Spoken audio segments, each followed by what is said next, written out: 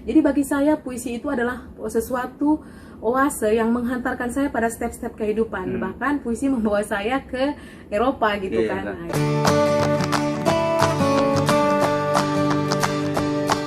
Halo kawan Bang Ismar, kembali lagi di Obras TV Channel, obrolan bebas with Bang Ismar.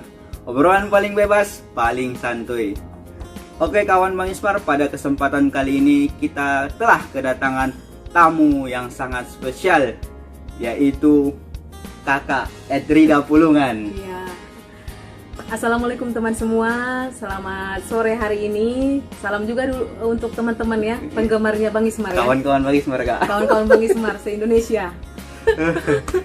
Beliau ini merupakan sebenarnya guru saya dulu di masa SMA Kak, di masa pesantren dulu di Sumatera Utara, tepatnya di Sipirok gitu Kak. Dan sekarang bertemu lagi di Jakarta, dan beliau sekarang kalau saya melihat sudah lebih sukses dari yang dulu gitu ya. Beliau juga beraktivitas di DPD RI sebagai humas. Nanti kita akan ngobrol-ngobrol bebas dengan Kakak Edrida. Jangan lupa dukung terus Obras TV Channel, like, subscribe, comment, and share. Apa kabar Kak Edrida? Alhamdulillah. Apa kabar nih Bang Ismar nih? Alhamdulillah Kak. Kakak kan beraktivitas di DPD RI sekarang Kak, sebagai humas. Gimana Kak aktivitas di DPD RI ini sekarang di tengah-tengah pandemi yang sekarang belum kita ketahui kapan berakhirnya Kak? Ya, alhamdulillah ya. Jadi di masa pandemi ini adalah merupakan tantangan bagi Parlemen Indonesia, khususnya DPD RI kan. Ya, karena beberapa aktivitas seperti sidang menjadi virtual. Nah, dalam waktu dekat juga nanti kan ada pidato presiden juga akan dilaksanakan secara virtual dan dengan protokol kesehatan. Namun menariknya adalah dalam suasana seperti ini, kita sebagai para supporting system di Senayan mencoba untuk memberikan semacam inovasi. Jadi saya sendiri dengan teman-teman tim komunitas anak muda membuat diskusi Zoom setiap malam Selasa dengan beberapa anggota dewan yang kita pilih sesuai dengan isu-isu yang ada di daerah. Jadi akan bertemu dengan komunitas anak muda, dan di sanalah mereka menceritakan kinerjanya. Jadi di situ saya melihat adanya semangat yang tinggi daripada semua ya, itu sama dengan collaborative government. Dari sisi kita yang sebagai humas berusaha untuk menunjukkan kinerja dari anggota dewan, dari sisi dewan juga tetap harus survive untuk menunjukkan apa kinerjanya. Jadi sampai sekarang alhamdulillah bisa dijalani ya, karena bagaimanapun kan proses demokratisasi suatu negara harus terus berjalan dan harus tetap survive di masa pandemi gitu. Iya Kak, berarti agenda-agenda yang sekarang itu lebih banyak digunakan secara virtual Kak. Virtual ya. Kalau ini menyambut 17 Agustus ini Kak, gimana nanti? Upacara gimana, virtual atau seperti apa Kak? Tetap akan dibatasi. Jadi dari setiap, seperti DPD RI kan ada perwakilan. Seperti sekarang kita ada di Provinsi Lampung, ada yang mewakili namanya Pak Haji Bastian, dan dia akan mewakili dari Provinsi Lampung untuk nanti ikut dalam pidato presidenan dan juga ada dalam acara sidang-sidang MPR. Nah, itu untuk menunjukkan bahwa bagaimanapun apapun kondisi-kondisi Indonesia, parlemen juga ada merupakan satu pembuat undang-undang dan kebijakan, jadi harus tetap bekerja keras ya gitu. Iya Kak, itu dia aktivitas Kakak di DPD RI Kak. Ini kan kalau saya menyebutnya kan Kakak itu berasal dari Kota Padang Sidimpuan Kak, ya pojok Sumatera Utara lah Kak. Kakak pernah bermimpi nggak Kak nyampe di titik ini? Maksudnya beraktivitas di Dewan Perwakilan Daerah Republik Indonesia. Kan ini kan ya, kalau kita di kampung sana melihatnya itu untuk menerobos sampai ke sini itu ya sangat susah Kak. Gimana tipsnya atau gimana caranya Kak? Memang ini takdir ya. Sebenarnya kan sebelum ke sini saya punya cerita yang unik ya. Saya kebetulan waktu itu kan masih dalam proses pencarian dari Sidimpuan. Jadi dapat beasiswa ke Amerika Serikat di Seattle, dan kemudian dalam waktu bersamaan mencoba juga di sini karena waktu itu pengen menjadi staf ahli di bidang hubungan internasional. Ternyata ada web DPD, saya coba dan tes di UI. Dan setelah itu saya dihadapkan pada dua pilihan ya, antara menjadi ada 2 S ya, Seattle di Amerika atau Senayan. Nah, akhirnya dengan ridho Allah dan dengan ridho restu Ibu, saya akhirnya melepas mimpi saya studi di Amerika Serikat, dapat beasiswa Fulbright, dan akhirnya memilih di Senayan.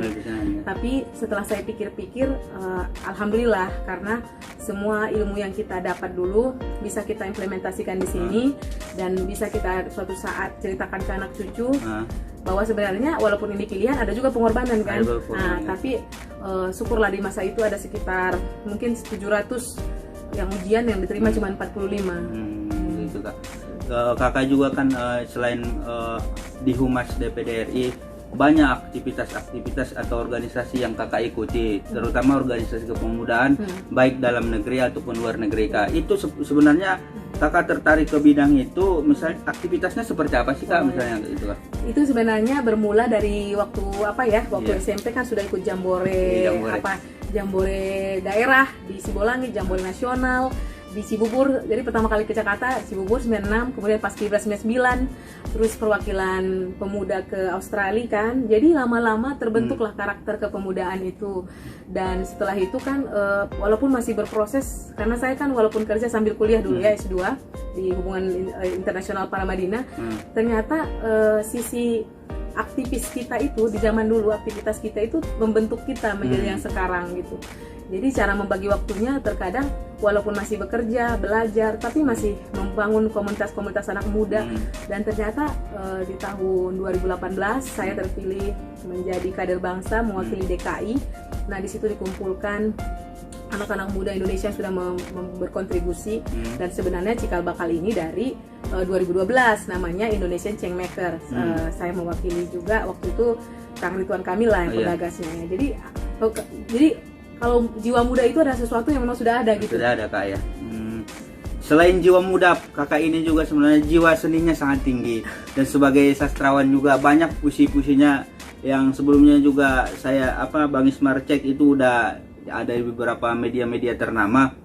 Kakak sebagai sastrawan nih Kak, kakak melihat generasi muda sekarang itu minatnya sebagai sastrawan itu gimana Kak di Indonesia nih Kak? Nah ini menarik ya. Jadi kalau mungkin orang membaca tentang sastra Indonesia itu tak jauh dari puisi yang paling indah yang Indonesia. Kalau tahu Bang Ismar apa nggak puisi yang paling indah yang mempersatukan Indonesia apa? Saya juga kurang itu Kak. Nah, kita bongkar ya. Jadi puisi yang mempersatukan kita adalah Sumpah Pemuda. Sumpah Pemuda. Jadi itu adalah puisi yang paling singkat yang mempersatukan. Itulah sebenarnya yang menjadi satu embrio yang membuat kita itu memiliki jiwa yang sangat puitis, bahwa sebenarnya karena perbedaan kita bersama kan. Karena sekarang ini kan susah sekali membangun kerjasama, apalagi sama anak muda atau di dalam pemerintahan juga kadang ego sektoral. Nah itu jiwa seni itu bisa hadir dari proses kita, perjalanan hidup kita ya. Itu kan seperti puisi, seperti perjalanan, seperti kehidupan. Nah memang dulu puisi itu mulai saya sukai sebenarnya semenjak waktu SD ya. Kebetulan bapak saya adalah penulis pidato wali kota ya, pernah bertugas di sana, dan dia sering menulis puisi di agendanya, jadi saya ikut-ikutan. Nah setelah itu berkarir pertama di Senayan, saya penulis pidato ketua Dewan Perwakilan Daerah ya, Pak Irman Gusman. Nah di sela-sela agak bosan, agak stuck menulis pidato, saya tulis puisi. Tulis puisi Kak ya. Nah sampai akhirnya ada puisi kemanusiaan kan, yang Sepucuk Rindu Untuk Aisyah Yang Setia. Nah itu buku puisi itu membuat dia mendapatkan rumah kan, karena ada cerita rumah untuk Aisyah, anak jalanan. Jadi saya merasa ternyata sastra itu memiliki efek kepada masyarakat karena bahasanya sederhana gitu. Nah itulah yang membuat saya mencintai puisi. Dan kalau teman-teman tahu, setiap tanggal 26 Juli itu hari puisi, hari lahirnya Hairil Anwar yang berasal dari Medan juga, dari kampung kita 6 Juli, Kak, ya? 26 Juli. 26 Juli. Hari puisi baru kita rayakan. Kakak sebagai penggiat sastra juga ini, arti sastra itu buat kakak apa sih Kak? Dan hal pertama yang membuat kakak tertarik terhadap sastra itu apa? Nah, pertama sastra atau puisi itu seperti oase kehidupan ya. Jadi sebenarnya kita diberikan semacam ruang untuk mengasah budi pekerti, lisan. Dan kadang seseorang yang memiliki jiwa sastra itu kata orang agak baper, ya benar, karena dia itu akan melibatkan perasaan dalam menuliskan sesuatu, dan kadang akan membuat metafor, perbandingan-perbandingan. Padahal dia ingin mengatakan bahwa dia kecewa, dia terluka ya, seperti anak milenial sekarang ya, baper vote on kan. Tapi dengan adanya sastra, dengan adanya puisi itu akan memberikan ruang yang luar biasa. Kita bisa lihat negara-negara di Eropa sana ya, dengan misalnya karya-karya mereka tidak dilepas dari Indonesia. Dan kalau kita lihat di kampung kita ada Amir Amin Pane, Sanusi Pane, Hairil Anwar ya, Mukhtar Lubis gitu.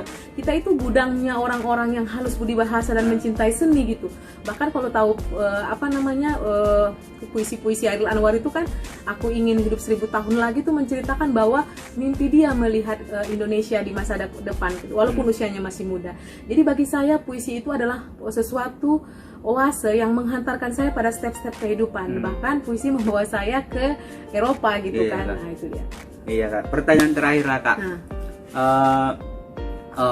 Pesan-pesan Kakak buat generasi milenial sekarang yang mungkin Kak sedang ingin mengikuti jejak Kakak dan sedang mendalami dunia kesastraan itu seperti apa Kak? Oh ya.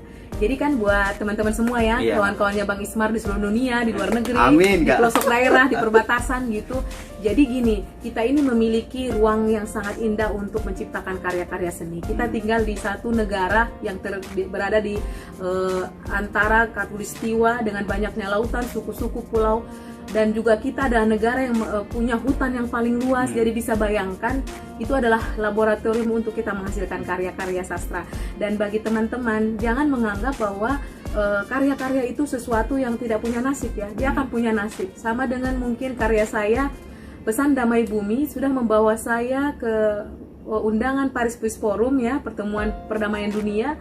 Dan buku itu sekarang, buku puisi saya menjadi koleksi Grand Halle Pilate, yaitu Peace Library ya, jadi perpustakaan perdamaian dunia. Saya tidak pernah membayangkan karya yang biasa dan sederhana, tapi itu artinya adalah setiap karya-karya seni hanya dimunculkan dari orang-orang yang ingin memberikan yang terbaik dari dirinya. Jadi untuk itu mari kita perbanyak karya-karya sastra seperti puisi, novel, esai, drama, karena kita adalah negara yang berbudaya. Tidak ada satu negara pun yang memiliki budaya seragam kita, dan itu adalah kekayaan kita.